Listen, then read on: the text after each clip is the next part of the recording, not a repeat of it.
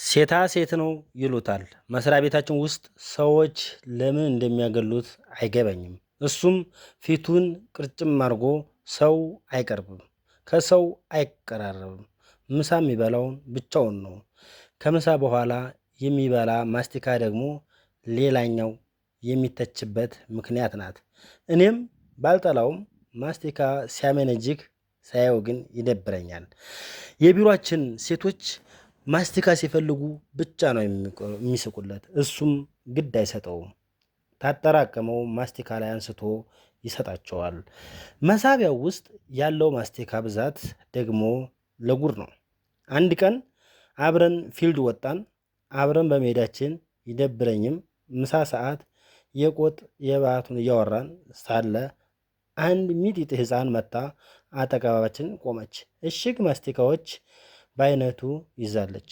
ለምን እንደሆነ ባላቅም ልጅቷን ሲያያት ልጁ ፊቱ ወገግ ሲል አያየሁት። እኔማ አንፈልግም ብዬ ላባራት ነበረ፣ እሱ ጋር እንደማገኘው ስለማውቅ ማለት ነው። እሱ ግን እጇ ላይ ያለውን ሁሉን ገዛትና አገላብጦ ስሟት ከሰኛት በኋላ አንተ ግን ያመሃል አልኩት፣ በግርምት አይኑ ውስጥ እያየሁት።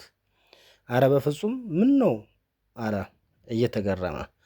ተሸክመህ የምትዞረው ማስቲካ ሳያንስ ደግሞ ሌላ ትገዛለህ ብዬ ጠየቅኩት። ወደው ፊቱ ቅይር ሲላይ አስተዋልኩት። ትንሽ ዝም ብሎ ቆይቶ ግን ማስቲካ ልጅነቴ ናት፣ እኔም ልጅ ሁኔ እንዲህ ሽጫለሁ፣ ብዙ የሰው ፊት አይቻለሁ። ማስቲካ ለቄንጥ ሲበላ እኔ ደግሞ ዳቦ የምበላባት ስራዬ ናች። ከንዘር አልፋ እናትና አባቴን ኬሻ ገዝታ አክብራ የቀበረችልኝ ያስተማረችኝ ማስቲካ ናት። እንዲህ ስታይ ቀላል ትመስላለች። ምናልባት ግን ይቺ ሳንቲም ለዝች ልይ የሞሰራት ላህል ያስፈልጋት ይሆናል። ለዛ ነው ማስቲካ ዝም ብዬ የምገዛው። ሰውነቴ ውርር አረገኝ። ብቻ ግን ጥያቄ የፈጠረብኝን ነገር መለሰልኝ።